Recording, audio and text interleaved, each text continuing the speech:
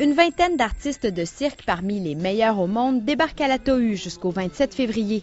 L'escale à Montréal est la seule hors de Paris où a lieu chaque hiver une compétition de haut niveau qu'on pourrait qualifier d'olympique du cirque.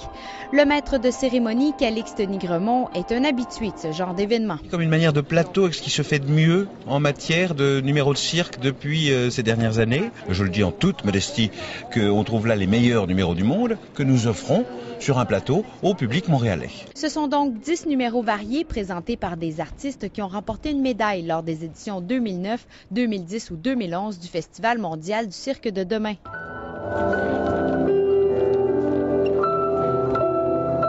Le numéro d'ouverture, baptisé Petrouchka, a été confié aux étudiants de deuxième année de l'École nationale de cirque de Montréal. Une façon pour eux de côtoyer les meilleurs au monde dans leur domaine. La soirée sera ponctuée entre autres d'un numéro de trapéziste, un numéro de main à main ou encore de contorsionniste. Voici Maître Nigremont qui se charge de quelques présentations d'artistes. Représentant la Norvège, Christer Petersen, sans doute ce qui se fait de mieux en matière d'art du cirque en Norvège. Alors ça, regardez, vous le verrez tout à l'heure si tout va bien, sur son fil souple.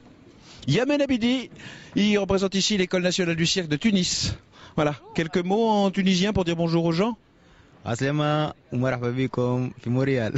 Éric et Antonin, un duo français médaillé d'argent de la 31e édition du Festival du cirque de demain, sont aussi du spectacle de la Tohu avec un numéro de Diabolo sur fond d'humour et de comédie. C'est une chance parce qu'effectivement, il y a beaucoup de numéros qui sont super et puis qui tournent beaucoup, donc il y a une chance d'avoir effectivement réussi à réunir tout le monde. Et vous, Maître Nigremont, qu'est-ce que vous faites? Moi je parle beaucoup, comment dirais-je, je me rapproche des Québécoises. En la circonstance, regardez, comme nous sommes bien tous les deux. Voilà, on dirait pas le prince William avec sa future épouse.